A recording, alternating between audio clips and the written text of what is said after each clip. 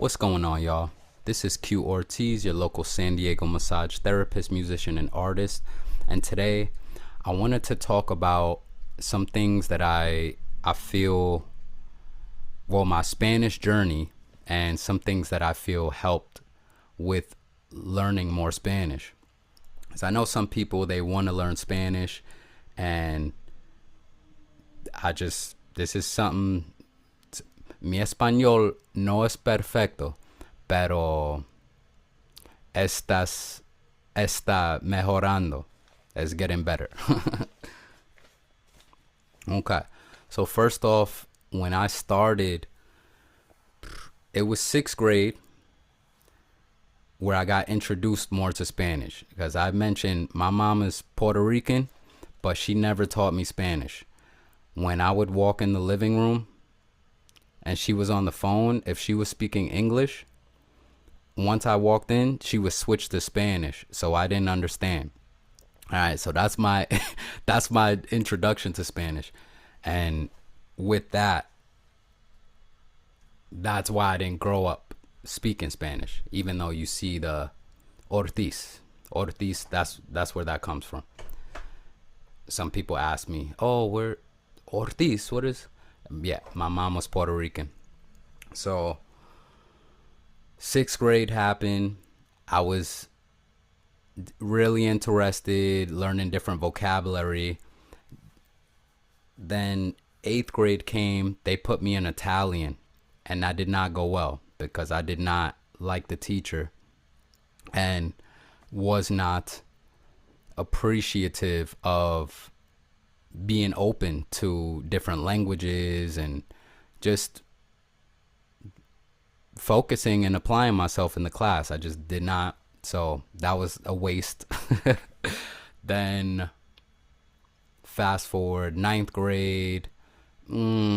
That's high school. So my mind was on other things. I was not really on the school vibe where in the song Tuned Out on my story so far, on my Bandcamp, Tuned Out, my story so far, produced by Cosmic Taurus, there's a line where I say, put your head in those books, words from his father. But no matter how rich the message was, this teen would go farther from his father. Why bother? So did not have my head in those books. That was 9th grade, 10th grade. I don't think I had Spanish. Then 11th grade, it was bad. It was just bad. So that was my experience in the schooling realm. I did not. 6th grade was good. I think I retained a lot of vocabulary from there, just simple things. El tenedor, the fork. Or I always say like zanahoria is carrot. Then la silla, the chair. So I would have these random Spanish words, but no context in how to express them or use them in conversation, sentences. Not much. No mucho. So it wasn't until plenty of time after that, many years after that actually, now that I'm reflecting on it, because it's like 8 years maybe after that. So I was not really applying the Spanish. I was focused on other things. And even with the music, because I had gotten into the music already, but even then it was just more just like trying to learn the instruments, songwriting. But in that process, I did start to want to incorporate the Spanish into my music. So I added some on a song. I was working in a group, in a band, and I added, boom, I think that was my first Spanish lyrics that I added into music, just little boom, boom, like putting it out there. And one thing that I wanted to do at that time, I put in my mind was I didn't want to just make songs using Spanish, but I wanted to actually learn Spanish and put it into my music. So be a Spanish speaker and add it into my music, as opposed to just, oh, let me just put Spanish in the songs, but I don't speak it. And I think part of that is a mistake. And I'm saying that right now because just the process of putting it in the music, thinking about it, looking up the words, just trying it, that's getting you to learn the language. So, and I did that. I was making a verse, looking up, oh, how do you say this? And ella me dijo que manejaré con cuidado. And I was like, she told me to drive carefully. So that stuck in my head. I learned that was a verse. That was in a verse that I wrote. So I did apply it. I still used it as a tool of learning. So that's one. Using, if you do music, you can use that as a tool to learn structure, learn how to have more vocabulary just through that process. Then I'd say, yeah, so I did that a little bit, and little by little, just learning different words and asking people around who spoke Spanish, oh, how do you say this? Or, oh, it's like this. And I noticed sometimes people didn't like that fully. It was like some people would help, but it wasn't just open fountain of this is how you say everything, every word that you want to know. So I kind of eased back and just continue to work with myself.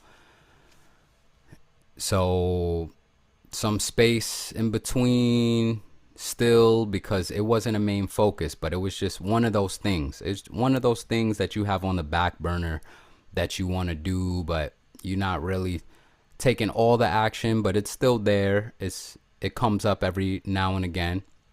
And also, I guess because of how I speak, if I said something that it might sound gringo kind of vibe, like just not authentico, then yeah, people will laugh. People would just like mock how I would speak.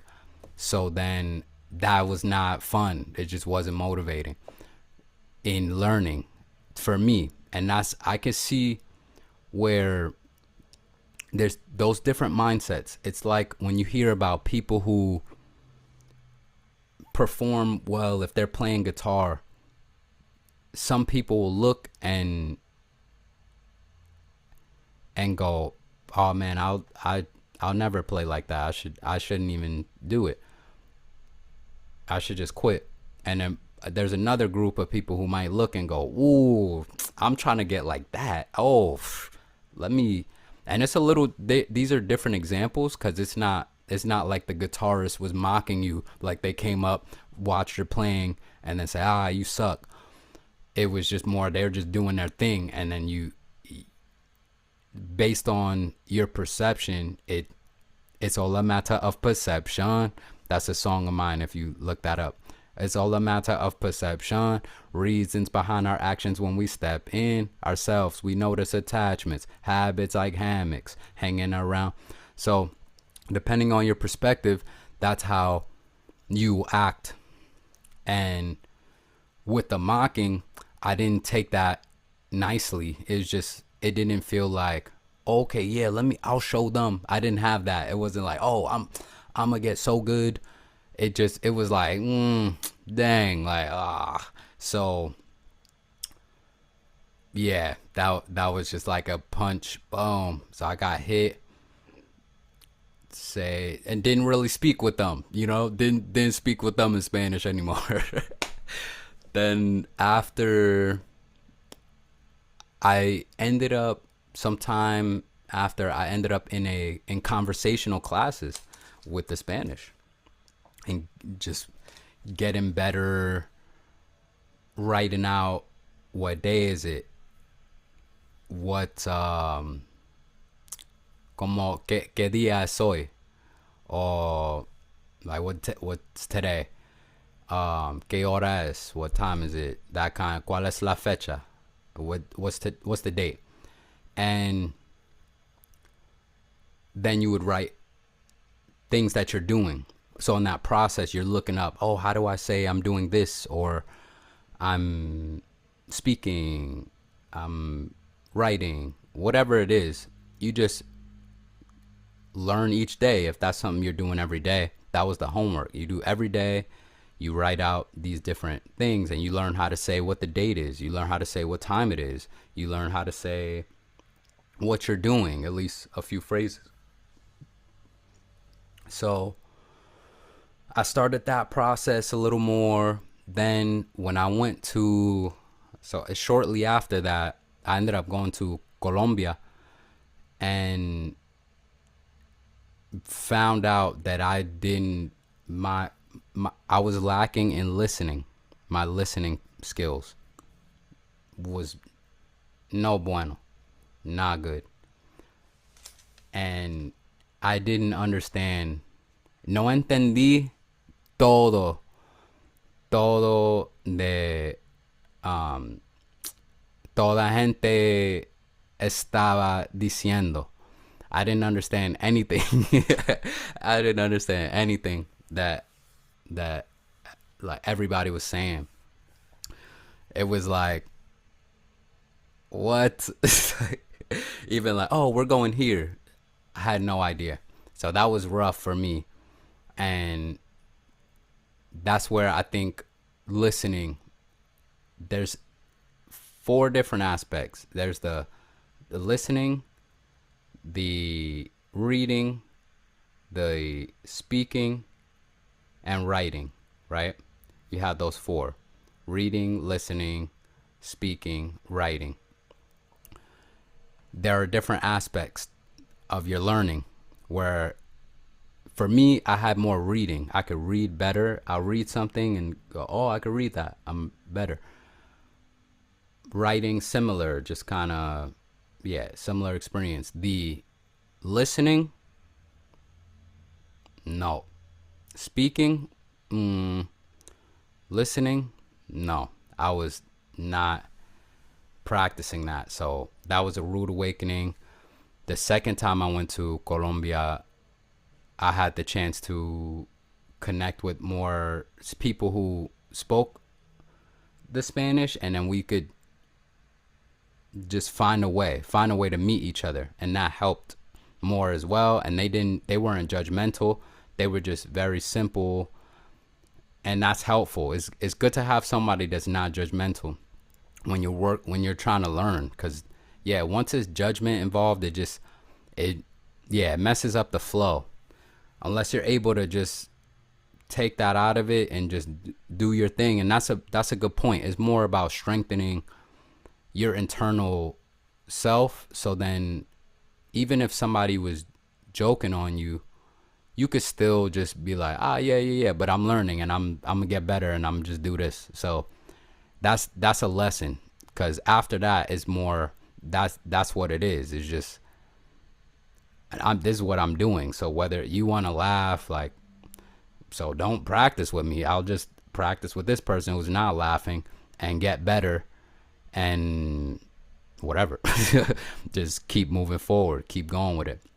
So yeah, found somebody who wasn't judgmental, and we were just communicating, like getting our points across, because they didn't speak English, and then we could just little by little things. So that was helpful. Went to third time. That was all, yeah, just little by little. Like now there's more listening happening. It's just more engagement, just more familiar words. Then I came back, had a little break with the Spanish. Yeah, it was like a little break. after a while, I ended up, I went to the conversational classes just here and there. I ended up, what did I went to a seminar. It was, yeah, 2023 seminar. Went to the seminar, and the instructor there at the seminar, he had French, he had Spanish, Italian, English, and he was able to be a bridge between one of the members who spoke, I think, Spanish. He connected, or he might have spoken Italian. I'm not, one of those. He spoke one of those. He took that guy's expression, was able to speak the French, speak the English, translate it to different people, and that was very inspiring. That left a huge impression on me, and I think that was one of the big reasons why I was there. Personally, I felt when I just witnessed that it was just a strong impression. So when I came back, I was way more serious about learning Spanish. I said, you gotta learn this. Just, that's it. There's no playing around. Just get into it, engage with it. So from there, every day I was doing something Spanish, whether it be with the Duolingo. That was just something to do. Boom, Duolingo. But then I was also, I think even before the Duolingo, I was writing the grammar points, like what's the indicative, what's the imperative, past tense, present tense, the subjunctive, conditional, imperative, just learning these different conjugations, because I knew that was important in Spanish. The conjugations, how you express past tense, right now, future also. And with that, I was just writing out definitions. And I want to show you, and this is my second book, but the first book is where I did more of what I told you about the journaling, like que día es hoy, well, like what day is today, cuál es la fecha, what's the date, qué hora es, what time is it. And yeah, so like I did that a lot. Then this was more, that's like subjunctive. So I'm just writing. I went to English to learn. I went to English because it's all grammar. So I said, what are these tenses like? When do we use these tenses in English, so I can get a better idea of when to use them, how to express them. And I did that to understand the Spanish, just using a language that I'm leveraging my English, basically leveraging my education of English to apply it into the Spanish. And then I could see, oh, okay, you would use it more hypothetical, like, oh, if I were to do this, or oh, I'll do this when I get home. That's hypothetical. It's not fact. It's your intention. It's a desire, a hypothetical situation. So that would be more subjunctive. It's not the car is red.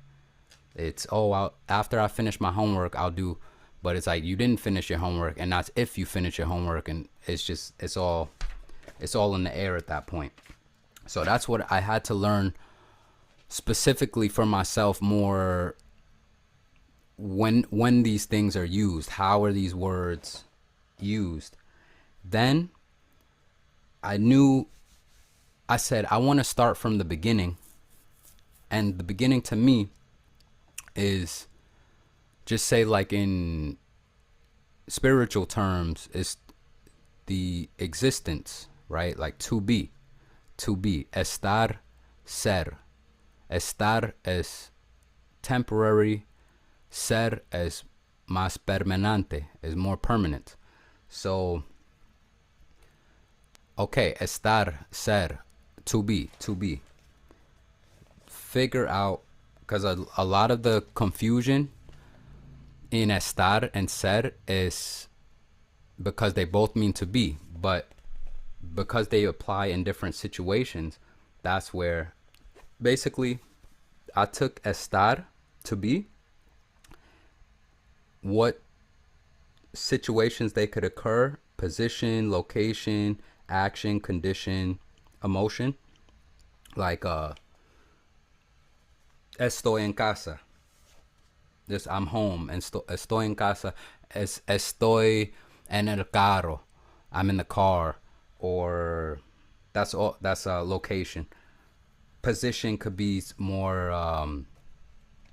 Mi celular está debajo mi cama, de mi cama, like, or debajo mi cama. It's like my phone is under the bed. That kind of vibe, under my bed. And that's position, is like under the bed. Under location, I'm in the car. Estar is action. Estoy hablando contigo. I'm speaking with you. Condition, and then emotion. So more, and condition more like está cerrado. La tienda está cerrado. The store is closed. So something like that. Or estás ocupada? Are you busy? Condition. And then action, I mentioned about speaking with you, and an emotion, obviously, estoy feliz. I'm happy. Estoy feliz. So that's what I did. I just, that was one of my first steps. I just went, when I got into taking it seriously like that, every day, I'll just write. I would just write. And then, you know those conjugation charts? I started to just write them for all these different words. Then this became music. But let me go back to this right here. Yeah, for the different words that I thought were useful, like querer, to want, or ver, to see, hablar, to speak, give, dar. Just going through these different words, just writing out the conjugation, just so I'm exposed to the conjugation. Not to memorize specifically, but just be exposed. Be exposed, so then when you see it, when you hear it, you at least have some experience of seeing it. Because if you don't do that, in my thought, you'll hear the word, and some of them, they don't translate as close. Like, what was it? Even like even ser in the present is kind of, it's like soy, eres. That's already different. Eres, es, somos is different. Sois and son, different than ser. So just to be exposed to those conjugations, just the words, is then you see it, you go, oh, okay, I can recognize that's from this word. Or even if you see them and then you look that up, you could trace it back to that root and go, oh, that's that verb right there. So that's what I did. I did that. Then I found this song. I wrote the chords out. Then I wrote the lyrics out. And then I was learning the lyrics. Una flor dura un verano son 3 meses, 12 meses tiene un año, puede un año ser tan breve, como es breve el diccionario, para definir quién eres. So just learn the Spanish song, and then was playing it on guitar too, so it was improving my guitar, playing different chords, and learning a Spanish song. Then, let me see. So just similar ideas. I just took it more seriously. I just really wrote more and and just listen to more songs, and yeah, was learning more lyrics to different songs just to get the idea, the structure. Then yeah, these are all songs. Then I went back to the idea of the conjugations, and I just wrote. It's not all of the conjugations, but it's a good amount to just get a good grip. So I did this estar, and in this process, I'm not even saying you should do this. I'm just giving you an idea of this is my journey. So I wrote all of these out, and actually, yeah, it was kind of tough because after a while, I was just so intense that I started messing with my hand a little more, and it's no good. Don't be like me. Be smart. Rest when you're writing and that kind of thing. But yeah, I just wanted to finish it all. Yeah, doing multiple words sometimes. Then I made it like, oh, let me just do at least a word a day. Let me just do a page. So I did estar here. This is ser. Then haber is to have. Tener is also to have, but a different kind. And this is how I was learning. It's like just drawing these out and getting the pattern. So after writing all of these, I started to recognize more of a pattern going on with the way that the words are conjugated. Some they don't have. It's not exactly the same, but you could at least see those words that aren't the same, and that's where, yeah, you see, like, when you do this enough, or at least see it enough, then say when I'm reading, so that's the end there, because then I ended up doing a different process, but I'll finish right here. Once you do something like this, you see the patterns. So when you're reading, and maybe when you hear it, but more when I'm reading, I can get a sense of, oh, that's in this tense, that's in this, oh, they conjugated from here. And when you see the pattern of the way it ends, you can go, oh, it ends AR. It ends either ER or IR, because they are similar. IR and ER, they'll have some similarities in the way they're conjugated. And ER is like the end of the verb, como haber or saber. Saber is to know. So, oh, yo sé. Tú sabes, you know. Yo sé, I know.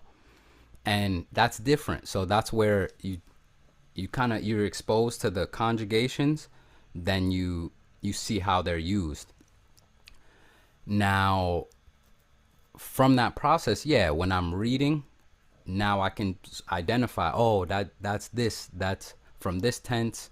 If I don't know the word, I'm still like, let me, and if I look it up, I'm like, oh, okay, they conjugated it like this. It ends like this. So I thought it was very helpful just to go through that process personally. Then with the, let's say, yeah, more lyrics. I worked on more lyrics. Then I was reading and just trying to write vocabulary. Just write different vocabulary down from what I was reading. And I read a El Alquimista, The Alchemist, where all Spanish, just going through, see if you understand. Then let me see. Yeah, read that book. Then I got into other languages that taught me a system of memorizing creating memory techniques to memorize, say, the word, or word associations to better solidify the word in your mind. And just as an example, I was reading a book and the word was for moth, I think, la pollita. And I was, I'm gonna quickly Yeah, it was actually La Polilla, and I think about it now is why I had this association, because I was reading and I said, oh, that's like policia, policia, and I go later on. I'm thinking, and I remember that association because I created that in my mind, and the techniques that I learned from this other system when learning different language, they incorporated that word association, creating scenes in your mind to memorize the different words. Then this idea of comprehensible input, where you you start with, say, whatever words you know, and then you build from there. You build from where you are. It's not like you jump in the pool. Like when I went to Colombia, it was like, I'm in one, the speed is faster. I didn't have the vocabulary. My listening skills weren't there. So I'm already set up to fail. But it's good. You still enjoy, you still experience, but I'm set up to fail in understanding what's being said. And with this method, you're starting off with the words that you know. You learn words. You learn the pronunciation. You learn the vowels, the alphabet. You could do that. I started with that too. I didn't mention, but yeah, when I was getting into the language, oh, look up the Spanish alphabet. How are they saying A, B, C, D, E, F, F, G, H, and just how do you do it?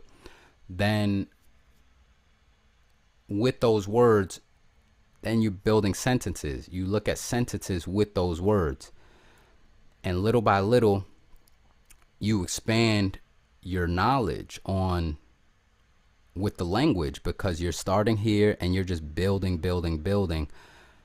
and the more you're able to understand, now it's getting solidified in your brain, so you're leveling up in a different kind of way. So from that's where, okay, learning the words, and I would associate it with the other language because there was a system. So I incorporated the Spanish, I'll put it there. When the sentences came up for the other language, I'll take that, translate it into Spanish, then read the Spanish. Boom. So I'll just keep that system going with flashcards to continually get a dose of that, the language, keep the language going. Then at work, I have coworkers who speak Spanish. So boom, I was able to, I do that. This is what I do now. I speak in Spanish with my coworkers. They help me out if I say something way off, but a lot of the times it's still, it's great. I'll speak with them, other workers, other like cashiers, whoever. If I know they speak Spanish, I might jump in the conversation at the farmer's market. Boom, hola, ¿cómo está? Get into some Spanish. How do you say this? Out of broccoli or whatever, the vegetable, whatever. Just engage with the Spanish, engage with the language. So I'm doing that with the other languages too. If I see people, I find out, even if it's a few words, because my Spanish is better than my other languages.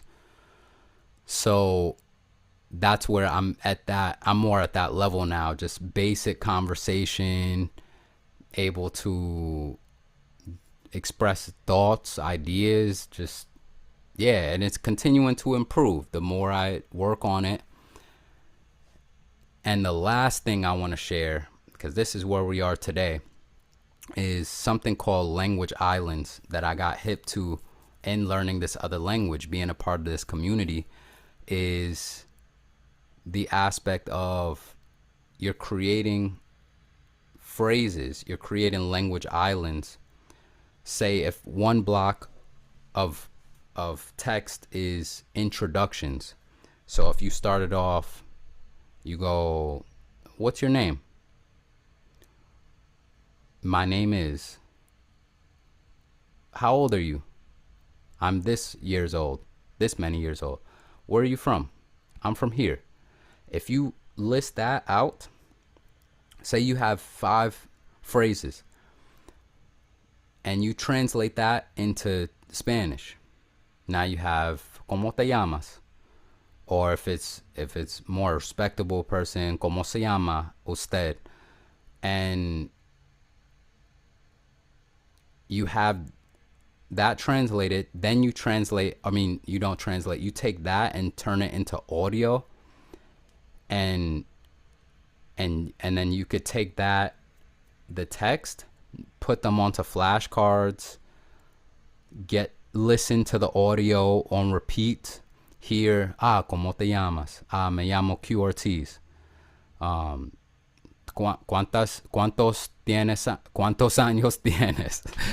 Sorry. Yeah, ¿cuántos años tienes? Tengo 30. Like, you get these phrases in your head enough, not enough, I guess, where I messed that up. But no, I'm speaking English this whole time, and I'm working on different languages too. But yeah, ¿cuántos años tienes? You have that, ¿dónde creciste? Where'd you grow up? And then you could, crecí en un barrio llamado Coney Island. You know what I mean? You just, boom, like, you're able to express where you're from. And you could create other language islands, like, I do music. I do hip hop. I like melodies and harmonies. So in this process, you're learning vocabulary. You're learning how to say things, the structure, and you're also learning how to express yourself, what you would want to say. And because you're listening, you're becoming more familiar with the listening process as well. That listening comprehension, these different words that are coming that you can recognize better when you hear it coming at you. So that's my Spanish journey so far, and it's funny because in the Spanish seeking, it ended up other languages jumping on board too, just because of the way in connecting with people when you speak that language. And it's practical because the languages they're incorporated in where I go and what I do. So that's why they ended up in the flow. It was practical. It's not so random. But in venturing out and learning a different language, it showed me a system that I could use to propel my Spanish. So that's where I find that's pretty awesome. So if you made it this far, I know, it's probably a long video because I've been sitting here for a while just speaking. But I appreciate you just being here, and if this interests you, then great. Thank you for being here.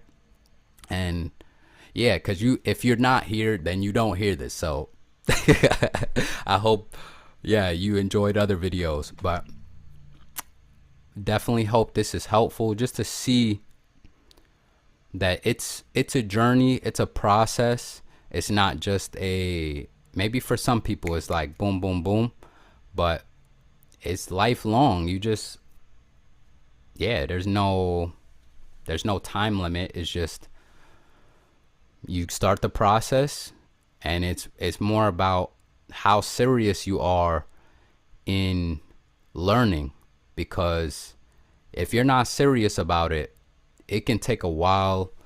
You'll just spin your wheels. You won't understand. You'll be like, how do you? But when you really activate this part of you, you'll notice, okay, like you're getting it. Because I'll hear things and I go, I understood that. Or I read something, it just feel great. Like this guy was speaking to me in Spanish, a lot of things I didn't know, but then he said something, I know that, boom, and then it just made, and then I understood the whole idea of what he said earlier. Then it's same idea, like, I missed that word, okay, I know that one, whole idea. Oh, I understand what you're saying. And then I could repeat it back, just what I understood. And then he could agree. Oh, yeah, that's exactly. Or, oh, no, I mean like this. Like, oh, okay, I misunderstood. But it's just the process of engaging with the language. So I hope you got use out of this. And I'm going to post this up right now. Thank you for listening. If you like this video, click like. If you have any questions or want to comment, drop a comment below. And if you want to continue on this journey with me, click subscribe and we can vibe. Peace out. Adios.